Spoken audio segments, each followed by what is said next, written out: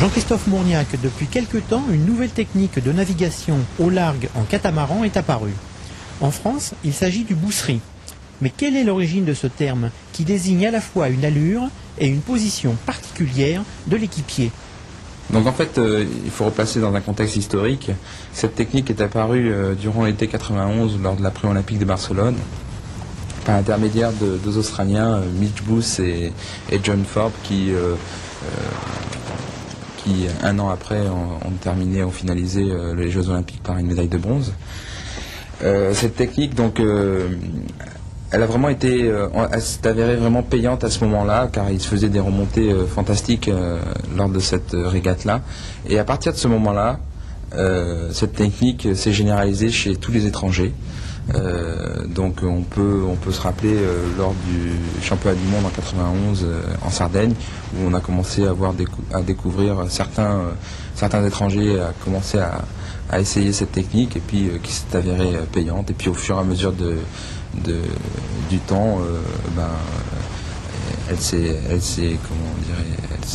généralisée, quoi. Donc en fait, le mot bousserie, il vient tout simplement d'une anecdote en 91 en Sardaigne, au championnat du monde, où j'ai un souvenir en fait d'un retour de navigation en faisant un débriefing d'une manière informelle sur le parking. Je revois très bien en fait Nicolas Hénard, double médaillé d'or, qui redit pour dénommer cette technique le mot bousserie. Et depuis ce jour-là, je crois que en France, en tout cas, ce mot s'est complètement imposé, et puis il devient incontournable aujourd'hui, quoi.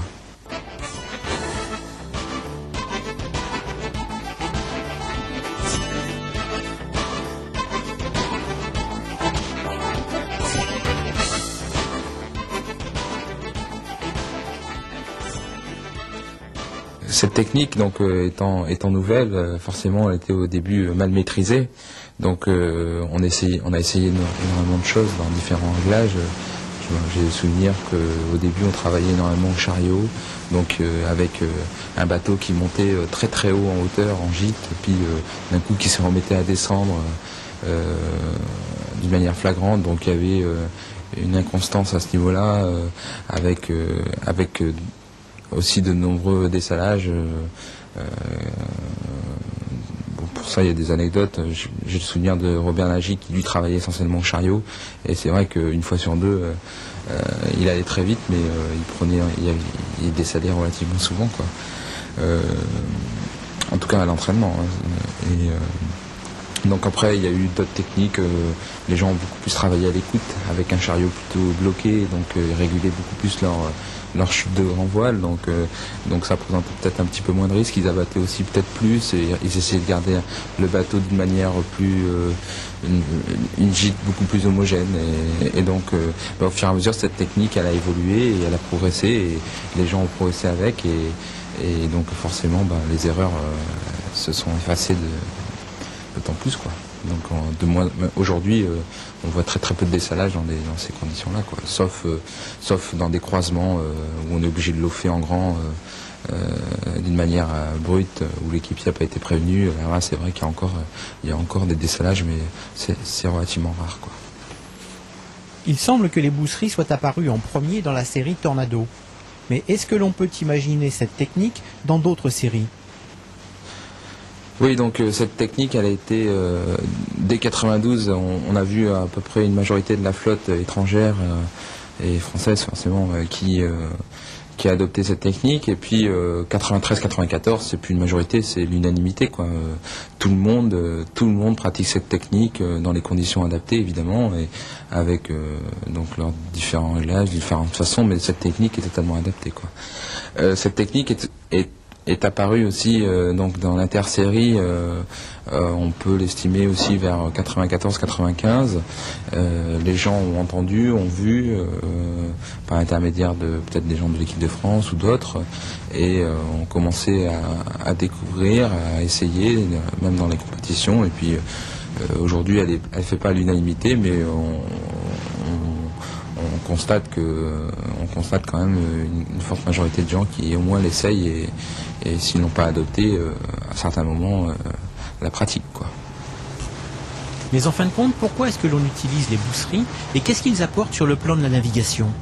Donc en fait, sur le schéma, on peut voir deux flèches. Donc une flèche bleue qui symbolise la route classique avec le barreur et l'équipier au vent, et la flèche rouge qui symbolise la route bousserie avec donc on constate une route beaucoup plus loffée, mais elle engendre aussi plus de chemin parce qu'elle est plus rapide. Et en fait, on constate au bout du compte que cette allure apporte un gain sous le vent plus important, donc c'est une allure plus efficace, quoi. En résumé, la bousserie, c'est un équipier sous le vent, une route plus loffée et une coque au vent levée.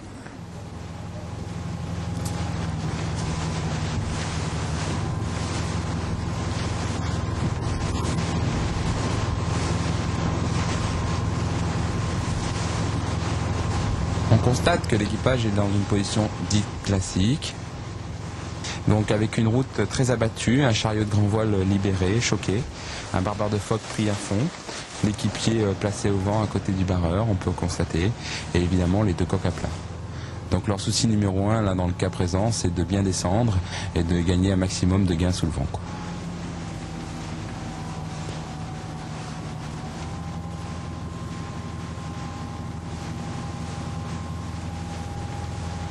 Donc là, ils viennent de prendre une décision. On peut remarquer que le barreur se recule pour libérer un peu de place, pour que l'équipier puisse pré-régler son phoque. Donc on voit avec sa main gauche qu'il récupère le barbeur de phoque et il le libère.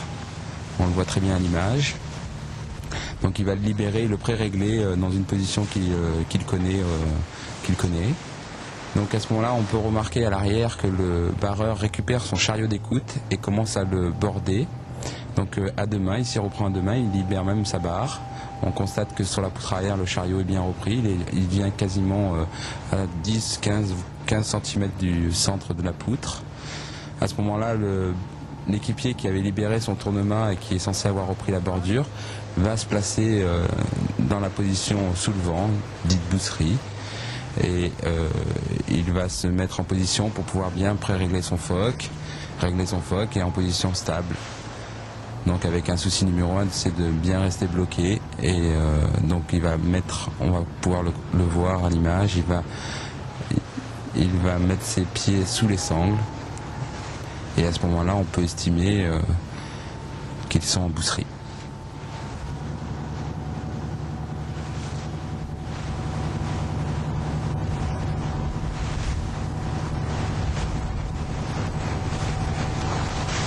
On peut remarquer une position différente d'un autre équipier, avec un corps beaucoup plus orienté vers l'avant. Et donc on remarque avec sa main gauche, il tient la sangle, c'est avec ça qu'il se retient. Et donc la main droite, il règle son phoque. Donc on constate là un déplacement longitudinal avant-arrière, très significatif sur les images. Regardez, il avance, le vent tombe un petit peu, il avance et en même temps il choque un peu son phoque, ça relance le bateau. Bon, là on peut remarquer un changement de réglage. L'équipier va soit choquer un petit peu de Cunningham. Donc voilà, là on voit très bien le déplacement longitudinal de l'équipier vers l'avant, vers l'arrière. Donc il a tendance à choquer quand il avance, donc le vent un petit peu moins fort, il avance, il choque. Et quand le vent il prend une risée, on peut constater qu'il a tendance à reculer et à reborder. Pour ce qui est de la position de barreur, on constate qu'il est en appui sur le taquet de chariot de grand voile. Et il régule son bateau avec l'écoute de grand voile et sa barre.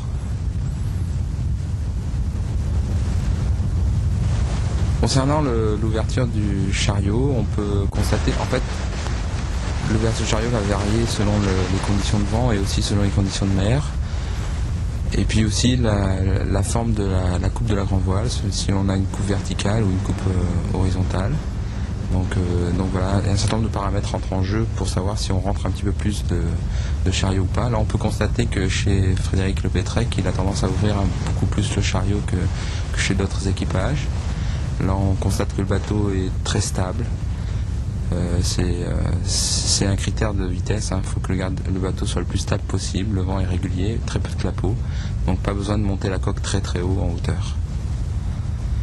Donc voilà, le principe de base, c'est il offre, il borne un petit peu pour lever un peu la coque, et dès qu'il a moyen d'abattre, il abat et il choque.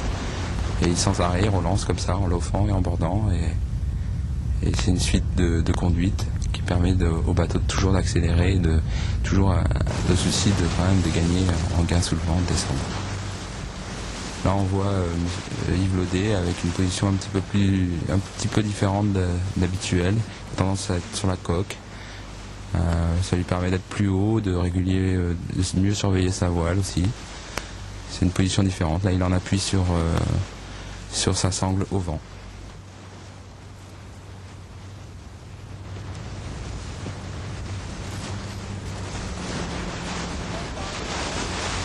Là on le voit régler son Cunningham de grand voile, il a tendance à le choquer pour relancer un petit peu, pour donner un petit peu de puissance dans la voile. Voilà, et là il le choque encore un peu. Hop, il le reprend, la risée vient de rentrer. Là donc on peut constater sur la coque au vent la dérive. Donc sur la coque au vent, il n'y a pas une importance énorme d'avoir de la dérive ou pas. A priori, cette coque-là ne touche pas l'eau. Mais par contre, sur la coque sous le vent, pour avoir plus d'appui, on a besoin de dérive. Donc chez beaucoup d'équipages, ça varie, mettre à moitié de dérive, voire totalement baisser. Ça permet d'avoir des appuis, de maintenir facilement son bateau à la gîte, quoi.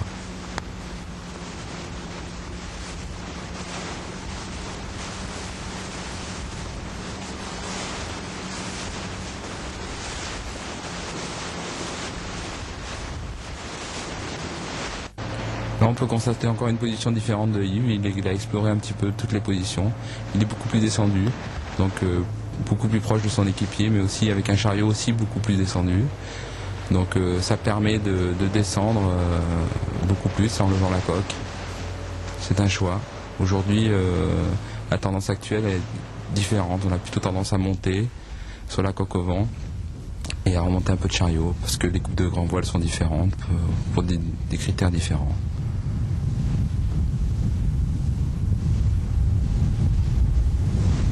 Là on peut toujours remarquer le travail de l'équipier en longitudinal. Il avance, il recule.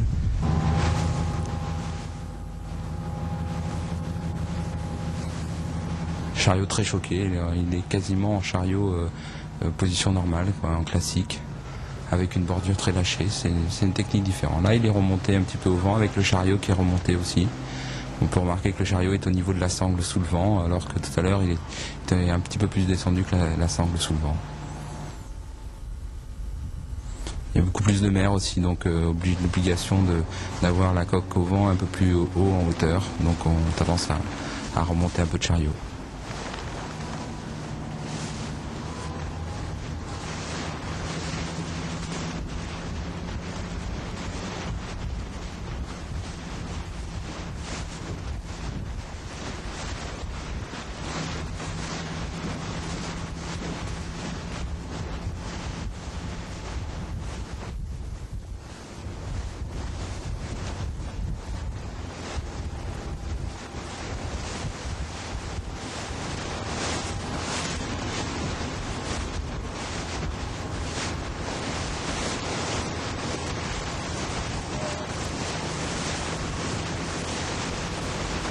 Donc là on peut remarquer qu'il décide d'empanner, donc l'équipier lâche son bardeur au vent, récupère son bardeur de l'autre côté et va se placer. Le barreur fait sa manœuvre normalement.